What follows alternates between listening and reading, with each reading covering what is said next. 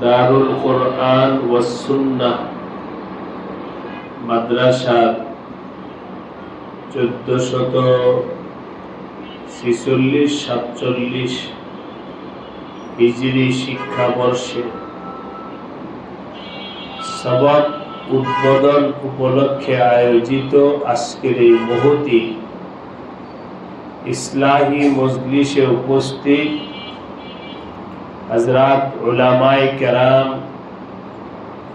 এলাকার মুরব্বিয়ান, দীনী ভাইরা ও আজিজ তালাবা, আল্লাহ পাকের দরবারে অনেক অনেক শুকরিয়া। আল্লাহ পাকের ইহসান, দয়া যে আল্লাহ তাআলা কিছু সময়ের জন্য আমাদেরকে কোরআন, হাদিস এবং দ্বীনের একটা দর্শে মজলিসে বসার তৌফিক দান করেছেন। আলহামদুলিল্লাহ। এই মজলিসের দাম আল্লাহ পাকের কাছে অনেক বেশি। দুনিয়ার মানুষের কাছে তো এটাকে মজলিসই বলবে না, দুনিয়ার মানুষ তো এটাকে সমাবেশই বলবে না, দুনিয়ার মানুষের কাছে মজলিস কোনো দামেই নাই। কিন্তু দুনিয়ার মানুষের কাছে দাম পাওয়ার জন্য কোনো কাজ করা এর মতো বোকামি আর কিছু নাই।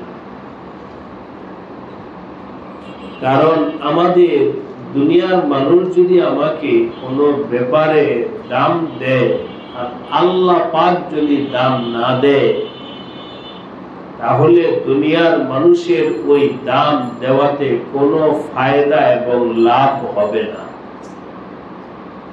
আসল লাভ ফায়দা তো আল্লাহ পাকের হাতে।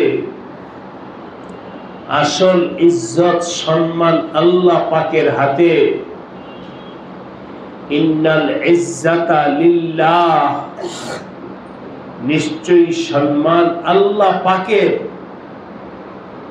ওয়া তুইজ্জু মান তাশাউ ওয়া তুযিল্লু মান তাশা, তিনি যাকে ইচ্ছা তাকে ইজ্জত দান করেন আর তিনি যাকে ইচ্ছা তাকে ইজ্জত তার থেকে সরায় নেন।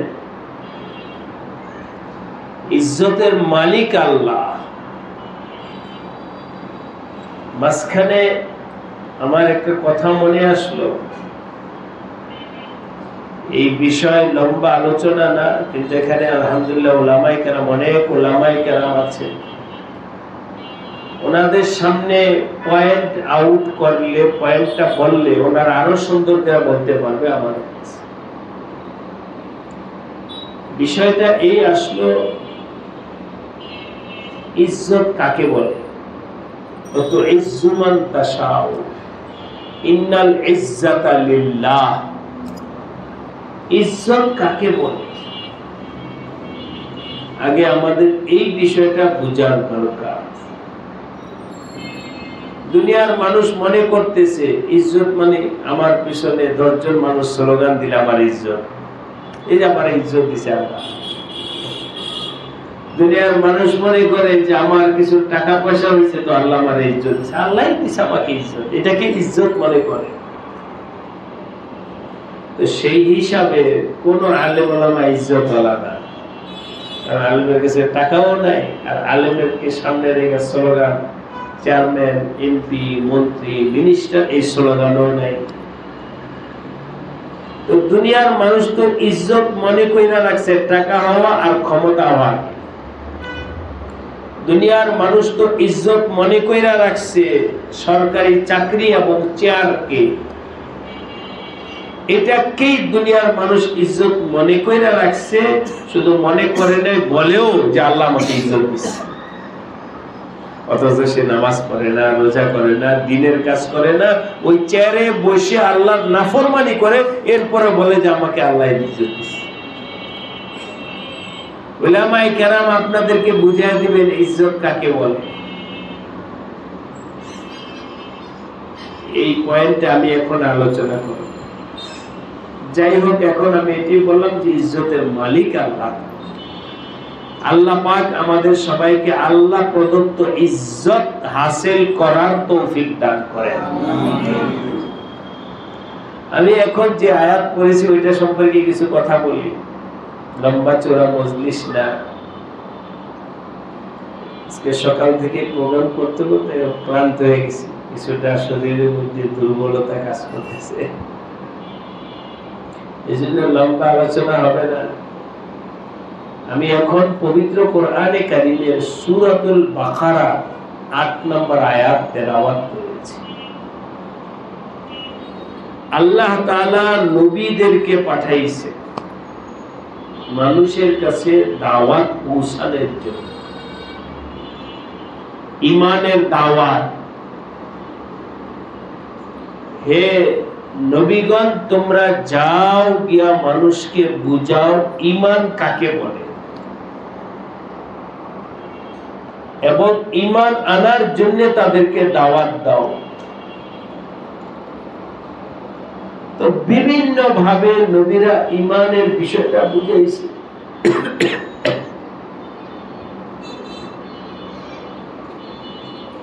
আমাদের দেশে অনেক সময় অনেক মানুষ আছে, সাধারণ মানুষ, দ্বীনের কোনো কথা বুঝাইতে চাইলে দাওয়াত ও তাবলীগের গাছতে যায়, গিয়া বলে ভাই একটু কথা শোন, বলে কি বলেন, জানি জানি, কি বলবেন জানি জানি, মানে বলতেই দেয় না, আছে না? বলার আগেই জানে, বলার আগেই বুঝে, হুজুর যা বলবেন আমি বুঝছি।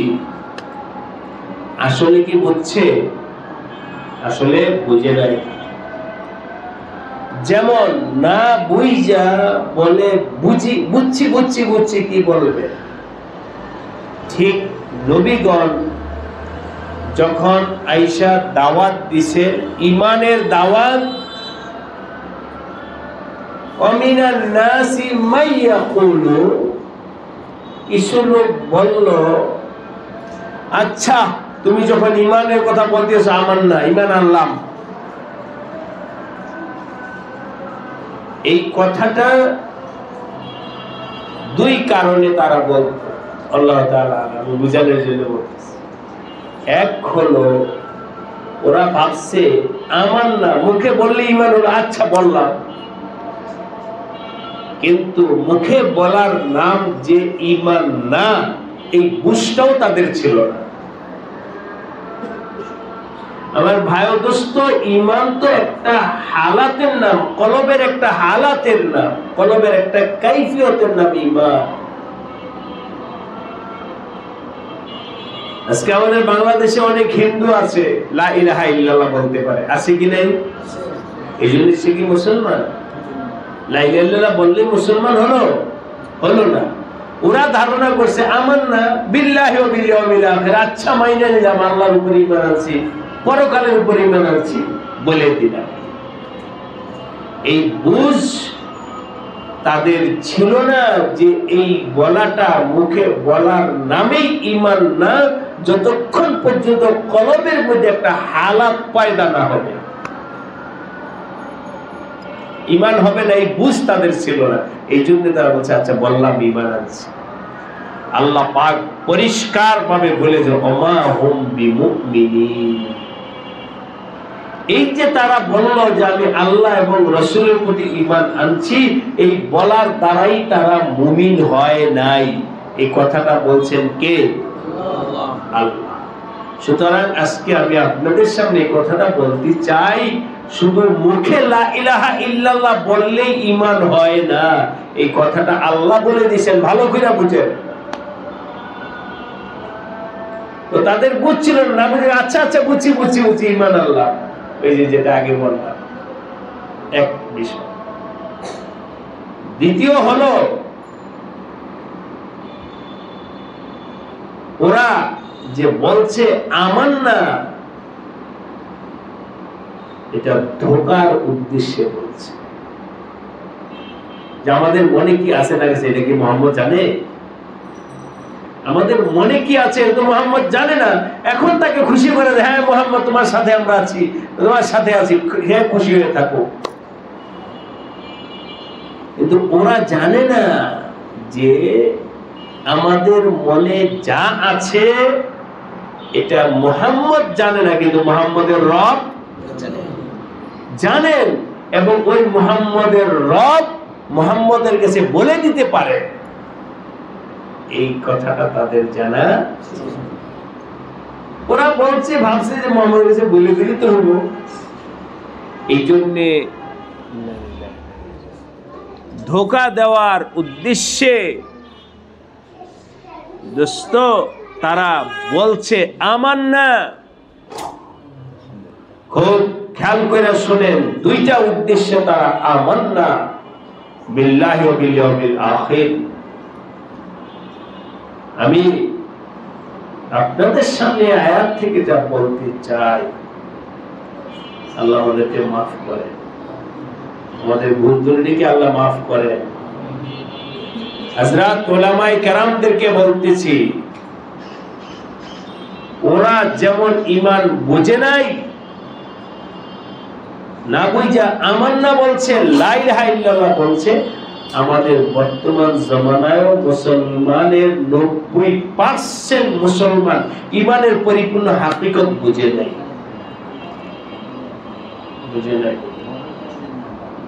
ঈমানের পরিপূর্ণ হাকিকত বুঝে নাই।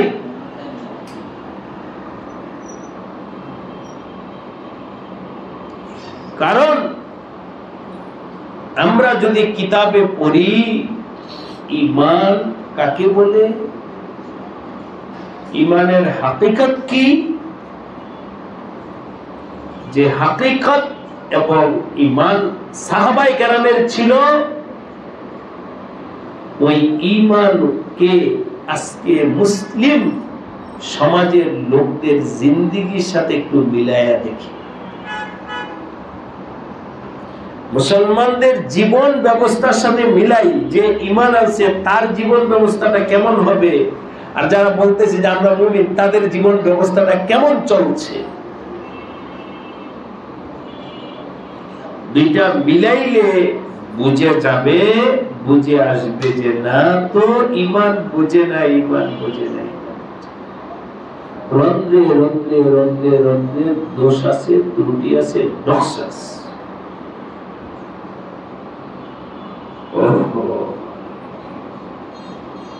কে বুঝাবে এই উম্মতকে? কে বুঝাবে কিভাবে আমার জিন্দেগি চলছে, কিভাবে আমার জিন্দেগি চলছে? ইমানি হালাত তো তারাক্কি হইতেছে না। কোন দিকে দৌড়াইতেছি, কি করতেছি? বহুত আফসোসের ব্যাপার। এই অবস্থা থেকে উত্তরণের জন্য জরুরি আলেমদের সোহবত, আলেমের সান্নিধ্য, আলেমের কথা মানা, নিজেকে পরিপূর্ণভাবে সুপর্দ করা।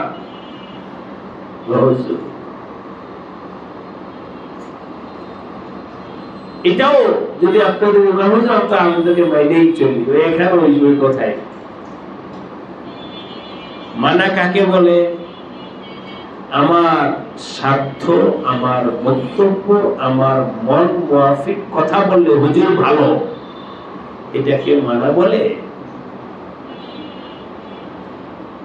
আর যখন আমার ভেতরে যে সমস্ত দোষ আছে, ত্রুটি আছে, বদামুলি আছে, গুনাহ আছে, নাফরমানি আছে, ওই সব বিষয় যদি বলে তখন আর হুজুর ভালো না, এটার নাম মানা। আল্লাহ পাক আমাদের সবাইকে মাননেওয়ালা হওয়ার তৌফিক দান করেন। মাননেওয়ালা ছিল একটা ছোট একটা গল্প শোনাবো সাহাবীদের, ওখান থেকে মাননেওয়ালা বুঝে নেব যে মাননেওয়ালা কাকে বলে। এক সাহাবী বিবাহ করবে, কিন্তু তার বিবাহ হচ্ছে না। কেউই তার মেয়েকে এই কাছে বিবাহ দিতে চাইতেছে না। কেন? সংক্ষেপে বলছি, কালো হওয়ার কারণে, পছন্দ না। এই সাহাবী যখন অনেক জায়গায় প্রস্তাব দিছে, কেউই যখন দেয় না, তো মন থেকে বার্তা দিয়েছে, যা বিবাহই করব না। এভাবে জীবন মন প্রস্তুত করে নিয়েছে, বিবাহ ছাড়াই জীবন কাটাবো। তো একদিন নবীজির কাছে বলতেছিল, ইয়া রাসূলুল্লাহ, কালো হওয়ার কারণে যদি দুনিয়াতে কেউ তার মেয়েকে বিবাহ না দেয়, বিবাহ থেকে বঞ্চিত রইলাম, দুনিয়ার জিন্দেগি আজ হয় কাল হয় কেটে যাবি, কিন্তু কালো হওয়ার কারণে জান্নাত থেকে তো মাহরুম হব না। এমন কি হবে যে কালো লোক জান্নাতে যাবে না? তাহলে তো আমার এই জীবনে আর কোনো দাম নাই। আর যদি হয় যে না, আল্লাহ পাক এই মানদণ্ড দিয়ে জান্নাতকে বাছাই করবে না, জান্নাতে কালো যাবে, সুন্দর যাবে, তাহলে আমার কোনো আফসোস নেই। জান্নাতে যাইতে পারলে হলো, দুনিয়াতে বিবাহ না করলে কোনো সমস্যা নেই। এই কথাটা যখন নবীজিকে জিজ্ঞাসা করছে, নবীজি বুঝে ফেলছেন যে সে মনের একটা বিশাল বড় বেদনা থেকে কথাটা। নবীজি ওই জান্নাতের কথা না বইলা নবীজি বললেন, তুমি যাও, অমুকের বাড়িতে যাও, গিয়া মেয়ের বাবাকে বলবা যে আমাকে নবীজি পাঠাইছে আপনার বাড়ি। কেন? আপনার মেয়েকে বিবাহ প্রস্তাব দিয়ে আমার সাথে আমি পাঠাইছি, এটা বললেন, যাও। তখন স্বাভাবিকভাবে তার মেয়েকে তোমার সাথে বিবাহ দিয়ে দিবে। ও গেছে, গিয়া নবীজির কথা মোতাবেক মেয়ের বাবাকে বলছে। মেয়ের বাবাকে যখন বলছে, তখন মেয়ের বাবা চিন্তা করলো, নবীজি পাঠাইছে, এখানে তো আর অন্য কিছু ভাবার সুযোগই নাই। নবীজির প্রস্তাবকে প্রত্যাখ্যান করলে এটা আবার কি ইমানদারি থাকে? সেই হিসাবে তো এই প্রস্তাব আল্লাহ রাসি ওয়াল আইন শিরোধার্য। কিন্তু এরপর একটা কথা, তা হলো বিবাহ শাদীর পর ঘর সংসার তো করবে আমার মেয়ে, তো মেয়ের বিষয় তো জানার দরকার। এই জন্যে ওই সাহাবী বললেন, ঠিক আছে বাবা, তুমি যাও, আমি একটু আমার মেয়ের সাথে পরামর্শ করে নেই, মেয়ে যদি রাজি হয় তাহলে আমার কোনো সমস্যা নেই। আচ্ছা, ছেলে চলে গেছে। চলে যাওয়ার পর মেয়ে আইসা নিজেই জিজ্ঞাসা করলো, বাবা এই লোকটা কেন আসছিল আমাদের বাড়িতে? তো বাবা বলল, এই ঘটনা নবীজি পাঠাইছে, তুমি কি বলছো? আচ্ছা যাও, আমি একটু চিন্তা ফিকির করে দেখি। শোনেন, মেয়ে ঈমানওয়ালা কেমন ছিল। বলেন কি বাবা, রাসূল পাঠাইছে, এটার জন্য আবার বিবেচনা? হে আমার বাবা, আমি তোমাকে জিজ্ঞাসা করি, কাল হাসরের দিন যখন নবীজির সুপারিশের জন্য আমি তুমি নবীজির কাছে যাব সুপারিশের জন্য, ওই সময় যদি নবীজি বলে তোমাদের বিষয়টা যাও, পরে দেখতেছি, কাল হাসরের দিন কি অবস্থা হবে? আজকে নবীর প্রস্তাবকে প্রত্যাখ্যান করলাম বা বিবেচনার জন্য সুযোগ নিলাম, কাল হাসরের দিন আমার নবীজি যদি আমাদেরকে সুপারিশ না করে বলে তোমাদেরটা পরে দেখতেছি কি অবস্থা হবে। বাবা বুঝলো মেয়ের ঈমান অনেক মজবুত, দৌড়ে গেছে, ইনশাআল্লাহ তোমার সাথে আমার মেয়ের বিবাহ হয়ে যাবে, তুমি বাজারে যাও, গিয়া বিবাহের জন্য হালকা কিছু সামান সুন্নাহ মোতাবেক কিছু কিনে নিয়ে আসো। সাহাবী বাজারে গেছেন, বিবাহ কেমন বিবাহ, এটা সাধারণ বিবাহ না, যার কাছে কেউ বিবাহ দিতে চায় না, এখন বিবাহ হচ্ছে নবীজির মধ্যস্থতায়। এমন অবস্থায় বাজারে ঘোষণা শুনতেছে, হেলো ভাই সব, নবীজির পক্ষ থেকে ঘোষণা, অমুক যুদ্ধে যাওয়ার জন্য যারা প্রস্তুত আছো নাম লেখাও। এই সাহাবী ওই বিবাহের কথা ভুইলা যুদ্ধে যাওয়ার জন্য নাম লেখায়। এই যে এটা আজকে কোন মুসলমান আছে এই হালাত থেকে উঠা সাথে সাথে জবাব দিতে পারবে? এটা তো একটু কঠিন বিষয়। আরো হালকা থেকে হালকা, একেবারে সাধারণ, আজান হয়েছে, দোকান বন্ধ করে নামাজটা পড়তে যাওয়ার মতো তো ইমান হয় নাই। আবার আইসা দোকান খুলবো, যাই আল্লাহর হুকুমের জবটা দিয়ে আসি, ওই ইমানটাই কয়জনের পয়দা হয়েছে? রন্ধ্রে রন্ধ্রে ইমানের তাকাজা নাই, ইমানের তাকাজা আমরা পূরণ করতে পারতেছি না, ইমানের তাকাজাটা বুঝতেছি না, ইমান আমার থেকে কি চায় এটাই তো আমি বুঝতেছি না দোস্ত। কিভাবে আমি মুমিন, পাক্কা মুমিন হইলাম? আমাদের ইমান মুকাম্মাল হইছে এই বলার সাহস আল্লাহু তাআলা আলাম।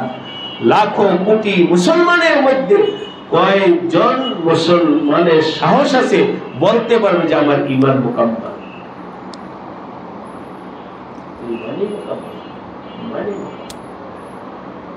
তাই আপনাদের সবার কাছে আমি একটা আবেদন, অনুরোধ রাখবো, আল্লাহ আমাদের সবাইকে মানার তৌফিক দান করেন।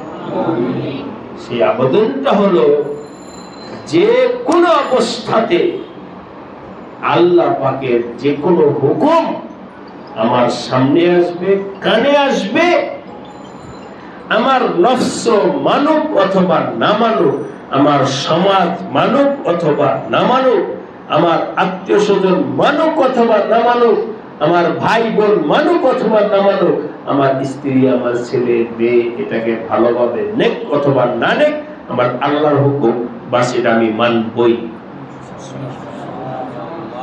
আল্লাহ আমাদেরকে তৌফিক দান করে। এখানে আমি কারো দিকে তাকাবো না, না আমি আমার নেতার দিকে তাকাবো যে আমি অমুক দল করি, আমার দলের নেতার সাথে পরামর্শ করে নেই, না আমি আমার ছেলে মেয়েকে জিজ্ঞাসা করব, না আমি আমার মা বাবাকে দেখব, না আমি আমার সমাজকে দেখব, না আমি আমার কোনো কিছুকে দেখব। আমার সামনে আমার আল্লাহ আছে। ইন্নী যাহিবুন ইলা রাব্বি সায়াহদিন। সাইয়্যিদানা হযরত ইব্রাহিম আলাইহিস সালামকে বাবা বলছিল, ইব্রাহিম তুমি আমার বাড়ি থেকে বের হয়ে যাও। ইব্রাহিম ফৌরন বের হয়ে গেছে বলে, আমার আল্লাহর হুকুম পালন করার জন্য আমার যদি, হে বাবা তোমার বাড়ি ছাড়তে হয়, আমি ছাইরা দিলাম। বের হয়ে বাবা ঠিক আছে। আল্লাহ পাকের হুকুমের সামনে কোনো কম্প্রোমাইজ নাই। আজকে আমাদের খায়েশা, আমাদের নফসানিয়ত, আমাদের সামাজিক অবস্থা দুষ্ট এমন হইছে, আল্লাহ আল্লাহ আল্লাহ এখান থেকে উঠায়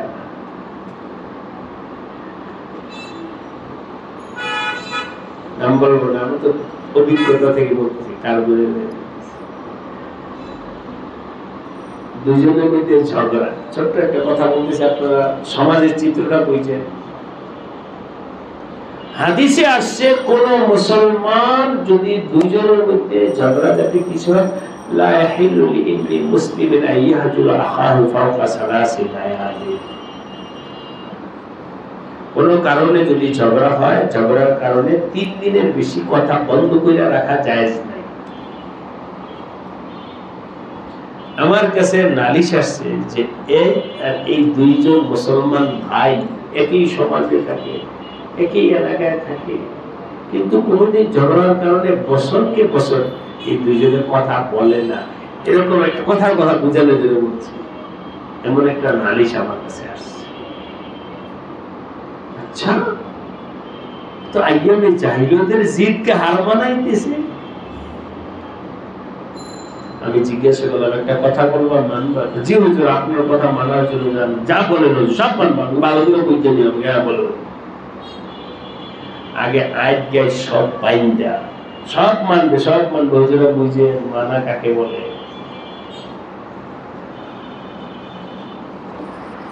আপনার সাথে ওনার একটু দূরত্ব আছে না, মিলে যাওয়া যায় না।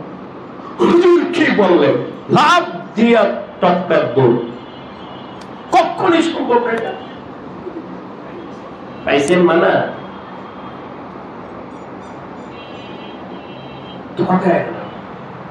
এতক্ষণ কি বলবো? মানি আমরা না খায়সাতের পূজা করি? নবীর কথা মানি, কোরআনের কথা মানি, আলেমের কথা মানি? কিছু না দোস্ত, সবাই তওবা করো, দিল পরিষ্কার হয় নাই। মানার ইমানের হাকিকত এখনো দিলের মধ্যে আসে নাই। ওয়াকালাতিল আ'রাবু আমান্না কুল লাম তু'মিনু ওয়ালাকিন কুলু আসলামনা ওয়ালাম্মা ইয়াদখুলুল ঈমানু ফি কুলুবিকুম। তোমাদের কলবের মধ্যে ওই হালাত তো পয়দা হয় নাই। একটু আগে বলেছি, আমান্না বলার নাম ঈমান নয়, ঈমান তো কলবের একটা হালাতের নাম। ওয়ালাম্মা ইয়াদখুলুল ঈমানু ফি কুলুবিকুম, তোমাদের কলবের ভিতরে যতক্ষণ পর্যন্ত ঈমান প্রবেশ না করবে, মুখে আমান্না বলার নাম ঈমান। আজকে বলেন উম্মত পারবে? উম্মত এই সমস্ত ছাড়তে? সবাইকে গায়রুল্লাহকে ছাড়তে পারবে? পারবে না। স্ত্রীর মন রক্ষা করতে হবে, ছেলে মেয়ের মন রক্ষা করতে হবে, সমাজের মন রক্ষা করতে হবে, আত্মীয় স্বজনের মন রক্ষা করতে হবে, যে দল করে সেই দলের মন রক্ষা করতে হবে, সব রক্ষা করতে হবে। আল্লাহ চাই থাকুক অথবা না থাকুক, এগুলো সমাজের চিত্র। ঠিক বলছি? আল্লাহ পাক আমাদের সবাইকে তৌফিক দান করুন। কি নিয়ে কবরে রওনা হইছি? দোস্ত, কলবটাকে তো ঠিক করতে পারি না। কলবের ভিতরে তো গায়রুল্লাহ বসা, গায়রুল্লাহর মহব্বত বসা, এমন ভাবে বসছে, ওকে বের করে আনতে পারতেছি। আর বের যে করতে হবে এটাও বুঝতেছি না। হ্যাঁ, কিছু সুবিধাওয়ালা জিনিস, কিছু কি জিনিস? নবীজি বলছে যাও অমুকের মেয়ের জন্য বিবাহ করতে, ও খুশি, ইয়া রাসূলুল্লাহ আপনার কথা মানতে খুশি। এই অংশটা ঠিক আছে, নবীর কথা। জিহাদের নাম লেখাও। ওই সাহাবী মনে আছে? ওই সাহাবী যেমন নবীজি বলছেন অমুকের মেয়ের কাছে তোমার বিবাহের প্রস্তাব দিয়ে যাও, আমি পাঠাইলাম, এখানে যেমন আনন্দের সাথে দৌড়ে গেছে, আবার ওই জায়গায় যখন জিহাদের নামে মোতালাবা আসছে, সেখানেও আনন্দের সাথে নাম লেখায়া, শুধু দোস্ত লেখার নাই, ওই যুদ্ধে গিয়া সে শহীদ হয়ে গেছে। এটার নাম ঈমান। আর আমাদের হলো কি? এই অংশ, প্রথম অংশটা ঠিক আছে, দ্বিতীয় অংশটা ঠিক নেই। আর দুটোটা মিলার নাম হলো ঈমান। দুটো অংশের নাম হলো ঈমান। আমাদের আকাবির আসলাফ, বুজুর্গানে দ্বীন, আল্লাহ ওয়ালারা চাইছেন, চেষ্টা করছেন, মেহনত করছেন মানুষের কলবের ভিতরে ঈমানের হাকিকত ঢোকানোর জন্য। এই কারণে অনেক নফসের খেলাফ, মন যাচ্ছে এটার খেলাফ, উল্টা মুজাহাদা করাইতে। কারো ভিতরে কিবির আছে, কারো ভিতরে কিবির আছে, অহংকার, মানে আমি বড়। তাকে বলছেন যাও তুমি ঝাড়ু দাও, মসজিদ ঝাড়ু দাও, যাতে করে অহংকারটা দূর হয়ে যায়। মুসল্লিদের জুতা ঠিক করো, যাতে করে ওই নফসের খেলাফ, যে রোগ আছে রোগের খেলাফ চিকিৎসা করার জন্য উল্টাটা দিছে, যাতে করে তোমার রোগ ঠিক হয় আর তুমি সর্বাত্মকরণে আল্লাহকে মানতে পারো। এভাবে মেহনত করার কারণে তারা সোনালী মানুষ হয়েছে। আজকে আমাদের হালাত, আমি আমার কথা বলি, আল্লাহ আমাদের সবাইকে মাফ করে দেন। আমাদের সামনে যখন বিভিন্ন হালাত আসে তখন চিন্তা করি,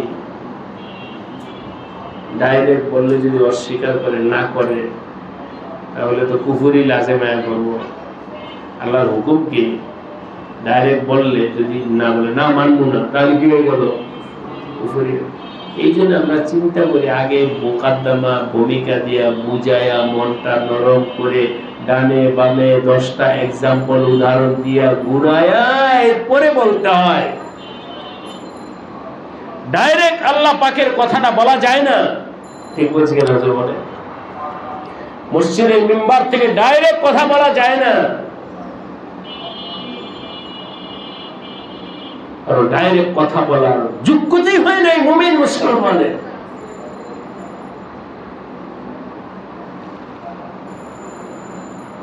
যে আমার যাক আর বললাম, আল্লাহ পাক আমাদের সবাই, এটা আপনাদের বিরোধীদের বলা না, আমার কথা হলো কি নিয়ে কবরে ইমান নিয়ে।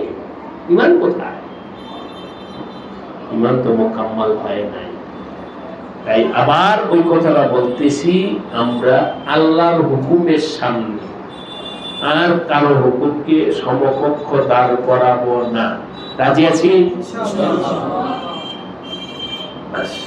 আল্লাহ আমাদের সবাইকে তৌফিক দান করেন। যখন পরিষ্কার বুঝে ফেলবো যে আমার আল্লাহর হুকুম, সন্তুষ্ট করেন, চাই আমার স্ত্রী নারাজ হোক বা কেউ নারাজ হোক, কিছুটা অনুশীলন করা দরকার। ছোট ছোট বিষয়টা অনুশীলন করা দরকার। দেখি তো আমি এটা করতে পারি না, দেখি তো আমি এটা করতে পারি না, দেখি তো আমি এটা করতে পারি কিনা। মন চাইতেছে এখন অমুক কাজ করতে, করব না কেন? না না, মনটাকে বোঝানোর জন্য যে মন তুমি চাইলেই আমি কিছু করবো তা নয়। মনকে বুঝাও। কথায় কথায় একবার এক মজলিসে বলছিলাম, তো কোনো কিছু ভাই আমল করছে, বাচ্চারা তোমাদের ঘরে ছেলে মেয়ে আছে, ছেলে মেয়ে অনেক কিছু চাবে, যদি সম্ভব হয় তো বাচ্চাদেরকে বলবে আব্বু আমাকে একটা ফুটবল কিনে দাও খেলার জন্য, আমাকে একটা ব্যাডমিন্টন খেলার জন্য একটা ব্যাট কিনে দাও। আচ্ছা ঠিক আছে দিব। আল্লাহর কাছে চাও, আল্লাহর কাছে আল্লাহ তুমি দাও, আল্লাহর কাছে চাও। তাহলে বাচ্চা বুঝবে যে আল্লাহর কাছে চাইতে হবে। আচ্ছা কমাস কম আল্লাহর কাছে চাওয়াটা বলি আর না বলি, আপনাদেরকে এখন বলি, যদি আপনারা কাজ করেন তাহলে কিছুটা ফায়দা হতে পারে। তরবিয়তের একটা অংশ, বাচ্চা চাইলেই টাকা দাও,